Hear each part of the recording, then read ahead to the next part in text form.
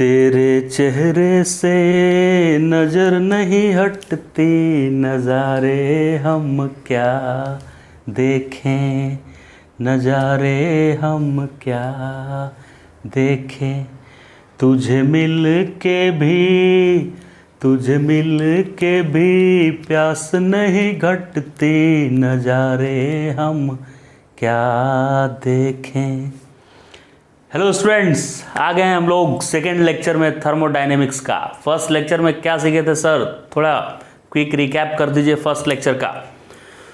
First lecture में हमने देखा था साइन कन्वेंशन कि heat given to a system is taken as positive, heat taken out of system is taken as negative, work done by the system is taken as positive and work done on the system is taken as negative. ये sign convention था।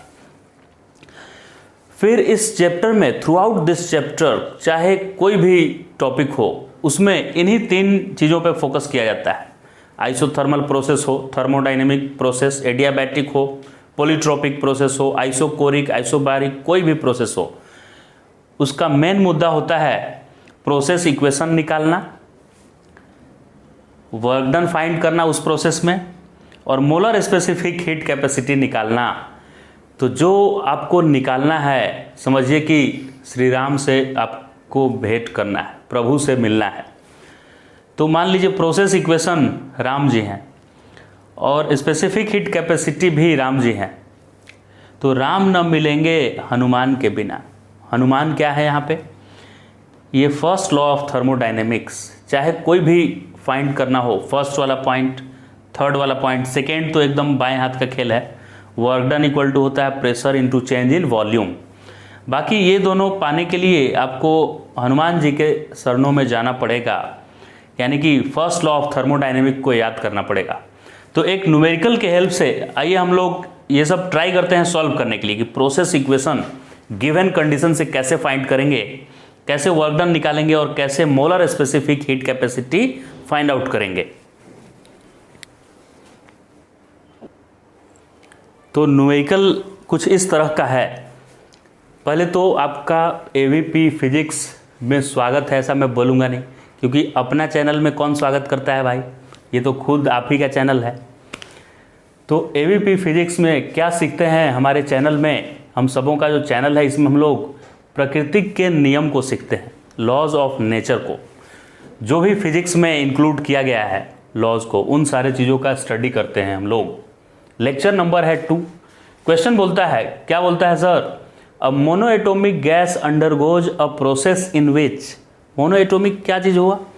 Single atom से बना हुआ gas, जैसे helium, neon, argon, krypton, xenon, radon, inert gas, सब एक एक atom से मिलकर बना हुआ है। तो monoatomic gas undergoes a process in which 50% of heat is used in work done. Heat जो भी देते हैं सिस्टम को, उसका वो कुछ अपना इंटरनल एनर्जी बढ़ाने में ले लेता है और कुछ वर्क डन करता है।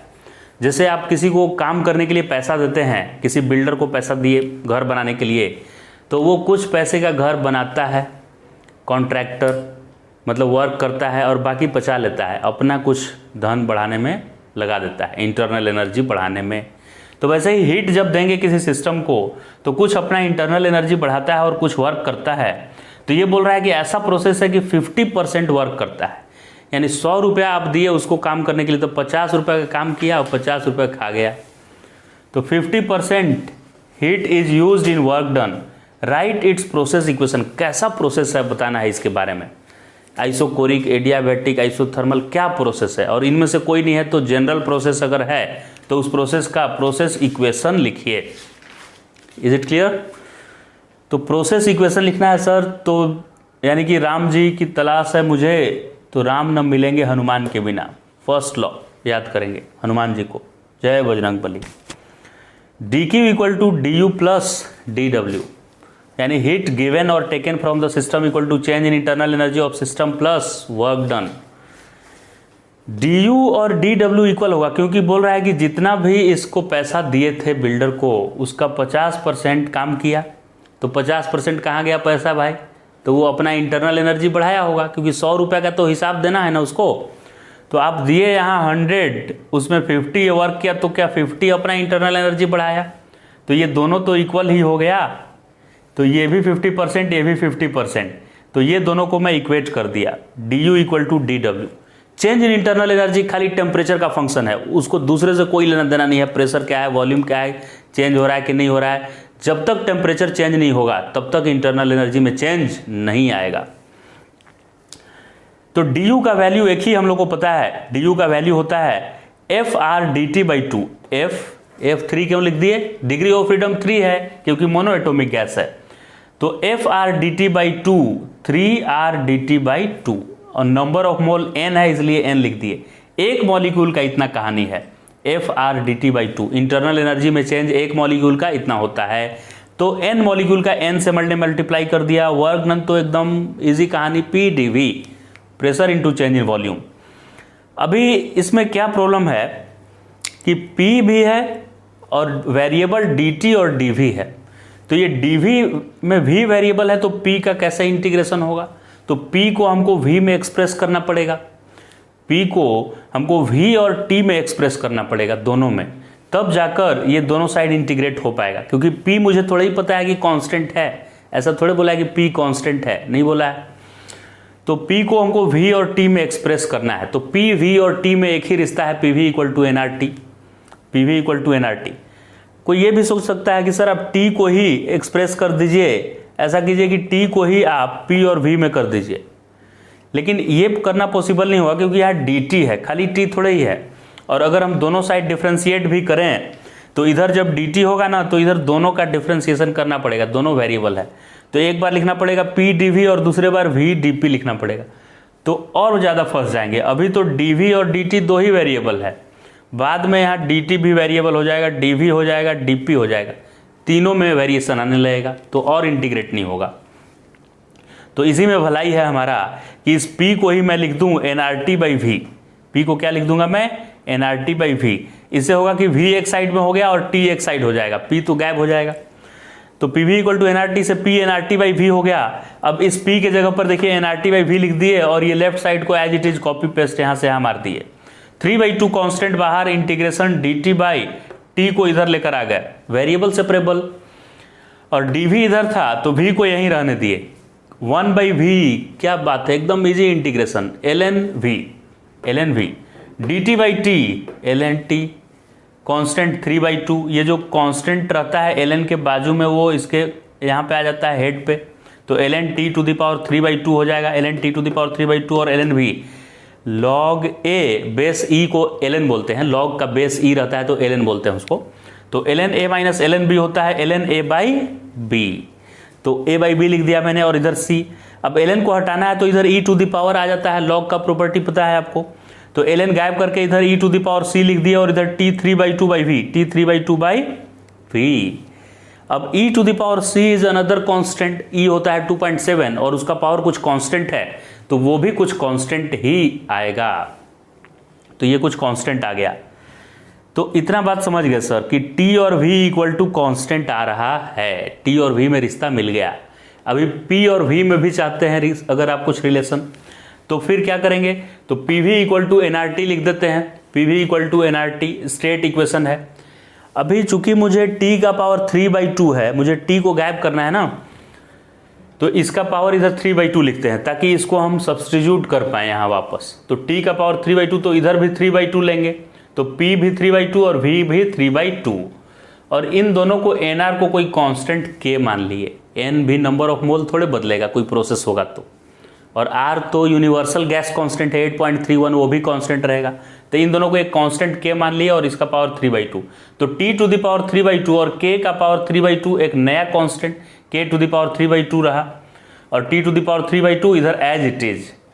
जैसे ही मुझे दिखा कि अच्छा t का पावर 3/2 है सर, अब t का पावर 3/2 को ऐसा कीजिए कि v इंटू k लिख दीजिए, तो यहाँ मैं t का पावर 3/2 को v इंटू k लिखूंगा, तो ये k और ये k मिलके एक नया k बन जाएगा, और ये v इधर डिवाइड हो जाएगा, तो p 3/2 और v भी 3/2 था, और ये v इधर डिवाइड हो गया, और इधर ये सब कांस्टेंट मिलके एक नया कांस्टेंट मिले, यानी ये दोनों कांस्टेंट मिलकर फैसला किए कि अब हम दोनों एक हो जाते हैं, और इस नए कांस्टेंट को k लिख दिया गया, k1 भी लिख सकते हैं, c1 भी लिख सकते हैं, k हम रहने दिए।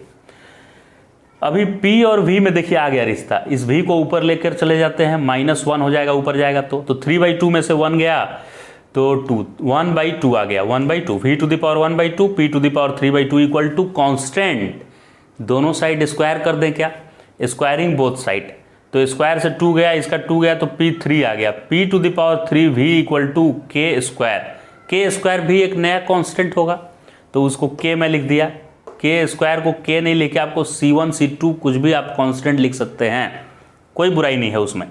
तो P3V equal to constant, PV में रिश्ता आ गया, इसी को तो प्रोसेस इक्वेशन बोलते हैं। तो प्रोसेस इक्वेशन देखिए मिल गया, क्लियर हो गया कैसे फाइंड करना है। कुछ कंडीशन गिवन होगा, उस कंडीशन को फर्स्ट लॉ ऑफ थर्मोडाइनेमिक्स में लगाना है, फिर PV इक्वल टू nRT से हेल्प लेना है और आराम से TV में रिश्ता हो या PV में रिश्ता हो आराम से डिराइव कर लेना है। तो एक तो हो गया सर काम, PV में रिश्ता निकाल लिया। अब दूसरा काम था वर्क डन निकालने का। वर्क डन कैसे निकलेगा, find work done if temperature changes by dt। इसी प्रोसेस में, यही कहानी में आपको वर्क डन निकालना है अगर टेम्परेचर में चेंज dt का हुआ तो खैर वर्क डन का फॉर्मूला तो एक ही है, P dV, और P को यहाँ से कॉपी करेंगे तो P क्या होगा, तो पहले दोनों साइड पावर 1/3 लेते हैं ताकि इसका 1/3 कट जाए, तो V टू द पावर 1/3 और K टू द पावर 1/3, तो K to the power 1/3 upon V to the power 1/3 आया P का वैल्यू, तो K to the power 1/3 upon V to the power 1/3 P को लिख दिए और यहाँ dV, कांस्टेंट को बाहर पकड़ के खींच लेंगे और dV बाई V को इंटीग्रेट किया जाएगा। कांस्टेंट को बोले कि बाहर आ जा, क्योंकि कांस्टेंट इंटीग्रेशन और डिफरेंशिएशन में पार्टिसिपेट नहीं करता है। जब भी लड़ाई होता है मतलब इंटीग्रेशन डिफरेंशिएशन चालू हुआ, मतलब युद्ध स्टार्ट हुआ, तो ये कांस्टेंट आम इंसान है, आम पब्लिक, वो बोलता है कि मैं लड़ाई में पार्टिसिपेट नहीं करूंगा, सिर्फ वेरिएबल पार्टिसिपेट करेगा लड़ाई में, यानी वेरिएबल मतलब आर्मी, तो आर्मी सिर्फ पार्टिसिपेट करेंगे और कांस्टेंट मतलब आम आदमी बाहर निकल के आ गया, K to the power 1/3, K to the power 1/3। इसका इंटीग्रेशन का फॉर्मूला होता है x to the power n का x to the power n plus 1/n+1, तो जो भी है उसका पावर -1/3 + 1 और नीचे -1/3 + 1, और कांस्टेंट ये आम इंसान बाहर इंतजार कर रहा है कि लड़ाई कब खत्म हो।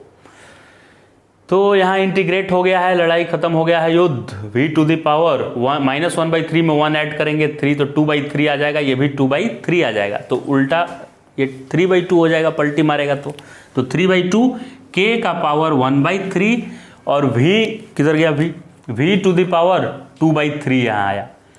अभी K का यहाँ से वैल्यू देखेंगे, अच्छा K का पावर 1/3 क्या है भाई, तो ये P रहेगा और V 1/3 है, यानी दोनों साइड में 1/3 लीजिए, तो ये 1/3 इसका खा जाएगा तो खाली P बचेगा और V का पावर 1/3, तो PV 1/3 ही K का पावर 1/3 है। K का पावर 1/3 को लिख दिए PV 1/3। ये V और ये V मिलकर फैसला करेंगे कि एक हो जाते हैं, मैं भी V तू भी V, दोनों मिलकर एक हो गए। V टू द पावर 1/3 2/3 दोनों ऐड होके 3/3, 3 ने 3 को मार दिया यानी खाली V, यानी PV आ गया 3/2 और अंदर में आ गया PV। PV इक्वल टू तो nRT होता है सर, तो PV को मैं लिख दिया nRT। अब T कहां से कहां वेरी कर रहा है, ये तो वेरी करेगा नहीं क्योंकि कांस्टेंट है nR, तो ये T वेरी किया T इनिशियल से T फाइनल तक, तो वर्क डन देखिए हो गया 3/2 nR और T में variation T final minus T initial यानी delta T, change in temperature. तो वर्क डन का फॉर्मूला आ गया 3/2 nR change in temperature delta T। तो मैंने ये गिवन कंडीशन से पहले निकाला प्रोसेस इक्वेशन, ज़्यादातर क्वेश्चन में प्रोसेस इक्वेशन पहले से दिया रहेगा और वर्क डन पूछेगा, लेकिन हम प्रोसेस इक्वेशन भी निकाल लिए गिवन कंडीशन से और उसके हेल्प से वर्क डन भी निकाल लिए, वर्क डन भी। अब क्या निकालने जा रहे हैं, molar specific heat capacity, molar specific heat capacity.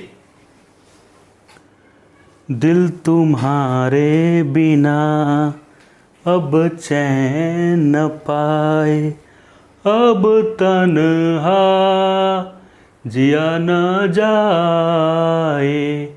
आ जाइए तीसरे पड़ाव पे आ चुके हैं, find molar specific heat capacity C। अगर C चाहिए तो वापस वही याद करना पड़ेगा हनुमान जी को, first law of thermodynamics, dQ = dW + du। अभी अभी इस क्वेश्चन में बोला गया था कि जितना भी बिल्डर को आपने पैसा दिया उसका आधा खा गया है वो, और आधा काम किया है। यानी जितना डी है उतना ही वर्क किया है, जितना खाया है उतना ही काम किया है। तो क्या DW को हम DU लिख सकते हैं, और पहले से ये DU था तो दोनों मिला के 2DU हो गया, 2DU। ये DU तो हम लोग को पता ही है क्या है, change in internal energy. Change in internal energy होता है FR/dT/2, डिग्री ऑफ फ्रीडम है 3, क्योंकि मोनो एटॉमिक गैस के लिए 3 होता है डिग्री ऑफ फ्रीडम। और एक मॉलिक्यूल एक मोल के लिए ये है, और एक मोल के लिए नहीं निकालकर n मोल के लिए n से मल्टीप्लाई कर दें क्या, बिल्कुल 2 ने 2 को मार दिया। अब इधर देखिए मुझे C निकालना है, तो dq में n और dt डिवाइड होना चाहिए, तो इस n को बोल दिया इधर आ जा, और इस dt को भी इधर आ जा, तो खाली 3r बच गया, 3r। तो dq/n dt ही तो C होता है, तो C 3r मिल गया मुझे। ये molar specific heat capacity constant pressure पे भी नहीं है, ये CV भी नहीं है, CP भी नहीं है, कांस्टेंट वॉल्यूम पे भी नहीं है। ये मेरे प्रोसेस का ऐसा प्रोसेस जिसमें आधा खाया था और आधा काम किया था, उस प्रोसेस में मोलर स्पेसिफिक हीट कैपेसिटी है, कांस्टेंट वॉल्यूम पे भी नहीं, कांस्टेंट प्रेशर से भी नहीं। ये इस कंडीशन के लिए मोलर स्पेसिफिक हीट कैपेसिटी आया। अगर इस क्वेश्चन में ऐसा नहीं दिया रहता कि बिल्डर आधा पैसा खाया है आधा का काम किया गया है, ऐसा न देकर वो ऐसा न्यूमेरिकल पूछता कि अगर एक प्रोसेस है जिसका वर्क डन ऐसे आता है 3/2 nr/dt आता है, तो इस प्रोसेस में बताइए कि जो सिस्टम में गैसेस हैं उनका मोलर स्पेसिफिक हीट कैपेसिटी क्या है, ऐसा पूछेगा। क्या है ऐसा पूछेगा। तो फिर से मोलर स्पेसिफिक हीट कैपेसिटी के लिए याद करेंगे हनुमान जी को, फर्स्ट लॉ ऑफ थर्मोडायनेमिक्स। और इसमें चूंकि इन्होंने दिया है कि वर्क डन आप इतना लिख सकते हैं, तो मैं इसको लिख दिया 3/2 nr/dt, 3/2 nr/dt। और du तो पुराना कहानी है, चेंज इन इंटरनल एनर्जी को किसी से कोई लेना देना नहीं है, खाली टेम्परेचर में चेंज आना मांगता है। टेम्परेचर में चेंज कितना है, dt, तो ये FR/dt, F degree of freedom 3 है, R/dt/2, FR/dt/2 और नंबर ऑफ मोल n। अब इसको और इसको देखिए ध्यान से, तो ये तो एक ही है, तो दोनों को ऐड कर देंगे, तो 3 6/2, 2 से काटेंगे तो 6/2 3 आ जाएगा, तो 3 nr/dt। अब उसमें n dt को नीचे पकड़ कर ले आया इधर से, दोनों में से, तो इधर क्या बचा, खाली 3r बचा।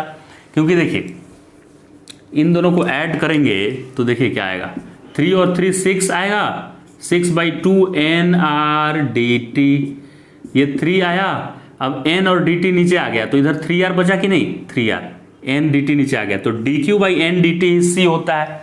तो यहां से भी मुझे 3r मिल गया, यानी molar specific heat capacity 3r यहां से भी आया और इस कंडीशन से भी आ गया। तो अभी इस लेक्चर में हमने क्या सीखा कि चाहे कोई भी प्रोसेस हो, मुझे या तो प्रोसेस इक्वेशन दिया रहेगा और वर्क डन पूछेगा। अगर प्रोसेस इक्वेशन नहीं दिया हुआ है तो कुछ कंडीशन दिया रहेगा कि बिल्डर कितना पैसा खाया, कितना का काम किया, उससे हम प्रोसेस इक्वेशन निकाल देंगे, P और V में रिश्ता निकाल देंगे। P और V में जैसे ही रिश्ता मिलेगा, वर्क डन निकालना आसान होगा P dV से। उसमें P के जगह पर इस रिश्ते से P का वैल्यू V के टर्म में एक्सप्रेस कर लेंगे, वर्क डन निकल जाएगा। और फाइंड C मतलब मोलर स्पेसिफिक हीट कैपेसिटी निकालने के लिए पुनः वो फर्स्ट लॉ ऑफ थर्मोडायनेमिक्स इसको लिखेंगे और जो भी कंडीशन होगा उसको अप्लाई करेंगे, तो मोलर स्पेसिफिक हीट कैपेसिटी भी मिल जाएगा। तो आप इस तरह के क्वेश्चन अब आराम से सॉल्व कर सकते हैं किसी भी प्रोसेस के लिए। अभी ये लेक्चर को ख़त्म करते हैं हम लोग यहीं पे, सेकेंड लेक्चर को, थर्ड लेक्चर का इंतज़ार कीजिए आप लोग, और चैनल को सब्सक्राइब करिए। जहाँ भी सोशल मीडिया पे आप हैं अपने फ्रेंड्स को शेयर कर दीजिए ये वीडियो।